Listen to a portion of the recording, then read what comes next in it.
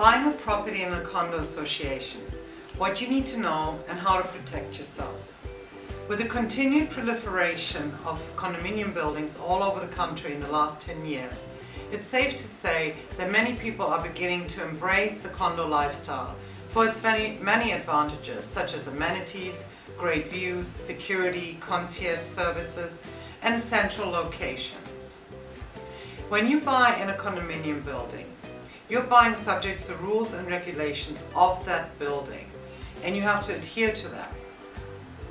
So you need to go into the purchase with your eyes open. In Florida, by law, you have 3 business days from when you go into contract and you get the documents, the condo documents, all the amendments, the financial reports, and the current budget. Then you have 3 days to review it, so to make sure that you are comfortable with all the rules and regulations, your voting rights, and the financial condition of the building. If you're really not sure of what you're looking at, then it's best to have your real estate attorney read through them to give you a complete understanding of what you're buying into. Some restrictions you really want to look at is, can you rent the property? How many times a year can you rent it?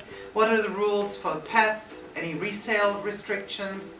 And any other, special assessments coming up, and that you want to know right up front.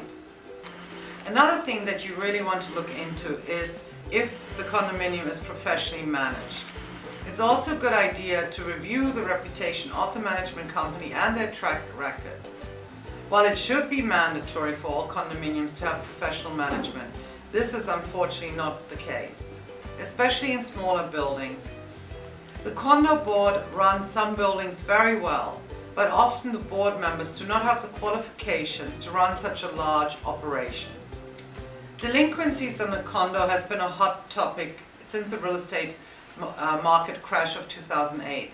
Many buyers think all condos had high delinquency rates on dues.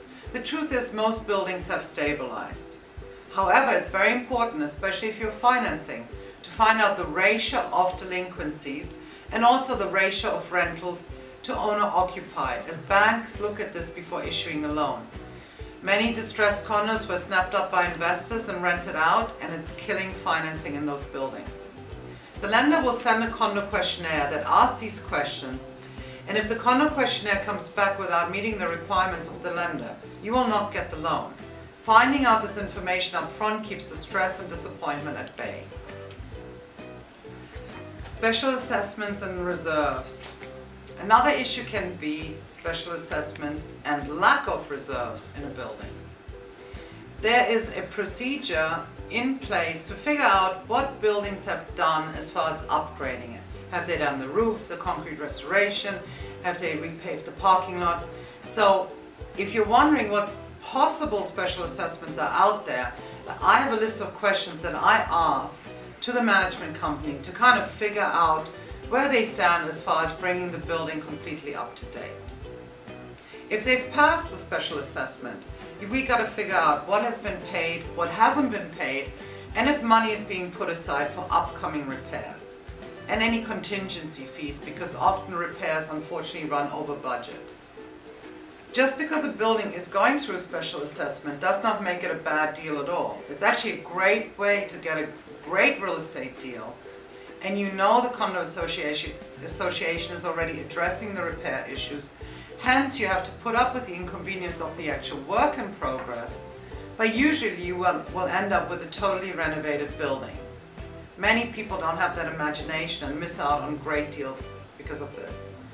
Many older condos too have better construction quality, better locations, and water views as they were built on prime waterfront parcels. Often the maintenance fees in older buildings are lower as the budgets are established and the insurance is far less, believe it or not. Almost all older buildings in Miami have been completely renovated in the last 10 years due to a 40-year recertification requirement by the state of Florida. So don't shy away from an old building. Just get all the facts up front. The condo approval process for buyers and tenants can be extensive and varies by building. Some require a personal interview, but due to the vast number of foreign buyers we've seen, most buildings have relaxed these rules and will interview buyers via phone, Skype, and even FaceTime. There's no getting around the condo approval process, and you must provide all the information that the board requests on the application. If you're buying a condo for investment purposes, please research the rental rates in the different condos. It's very important to distinguish between condos that have been renovated and some that are more original condition, since rental rates and rentability will be different. An unrenovated condo may take 3 months to rent, causing you to lose money every month and reducing your return on investment.